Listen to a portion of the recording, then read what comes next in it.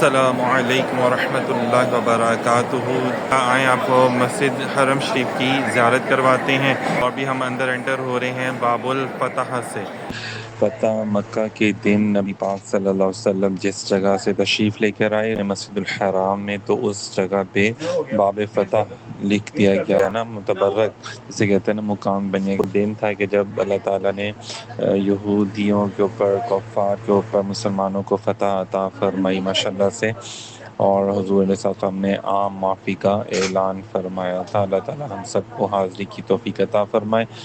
موقع ملے تو یہاں پہ ضرور تشریف لائیں، نوافل ادا کریں، اور اس کے بالکل سامنے جو ہے وہ میزاب رحمت ہے۔